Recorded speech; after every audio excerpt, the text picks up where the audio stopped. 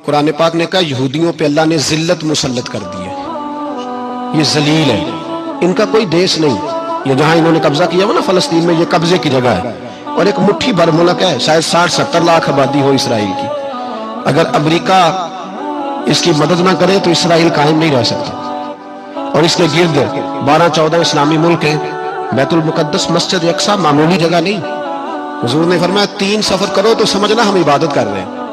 کون کون سے؟ فرمایا اگر بیت اللہ جاؤ تو عبادت سمجھ کے جانا، مسجد نبوی کی طرف جاؤ تو عبادت ہے، اور مسجد اقصیٰ کی طرف جاؤ تو یہ بھی عبادت ہے۔ اور فرمایا مسجد اقصیٰ میں جس نے ایک نماز پڑھی اسے 25,000 نمازوں کا ثواب ملے گا۔ یہ وہ مسجد ہے جس کے ساتھ معراج شریف جڑا ہوا ہے۔ قرآن پاک نے کہا کہ اس مسجد میں سبحان الذی اسریٰ بعبدہ لیلا من المسجد الحرام الی المسجد الاقصیٰ۔ مسلمانوں، قرآن کہتا ہے کہ تمہارے معراج کی شان رسول پاک کی مسجد اقصیٰ سے جڑی ہے۔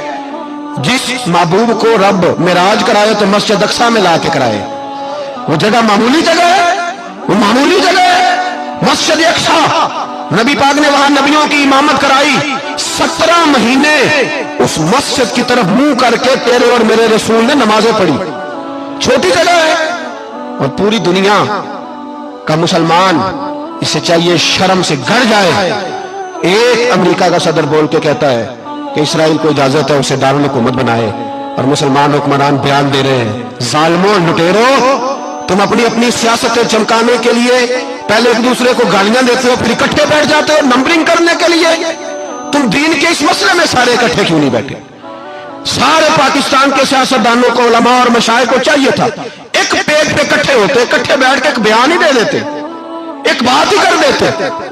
پھر میرا سلوٹ ہے ترکی کے صدر کو، پھر میرا سلوٹ ہے ترکی کے صدر کو۔ عجیب بات ہے نا کہ اس کے پاس ایٹمی طاقت آپ سے کمزور ہے، آپ کی تگڑی ہے۔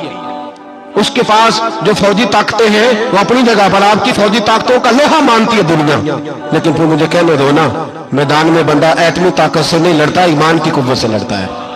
وہ بول اٹھا ہے نا، کیا کر لیا اس نے اپنی پارلیمنٹ سے خطاب کیا ہے۔ اس نے بہت عرصہ پہلے کہا تھا مسجد اقصیٰ میری خواب میں آئی تھی، اور رو کے کہتی تھی آئے مجھے کوئی صلاح الدین ایوبی کا ماننے والا، کوئی آئے مجھے بچائے۔ کہتے میری خواب میں آئی تھی اور روتی تھی، کہتی تھی کوئی آئے۔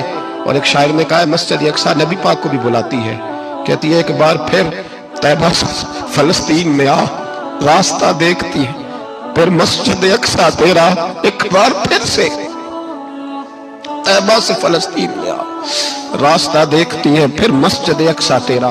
کوئی بولا ہی نہیں اتنا مقدس مقام، چھوٹے چھوٹے بیانوں کہیں اکٹھے ہو جاؤ، پیش کوئی کر رہا ہوں بڑی جلدی۔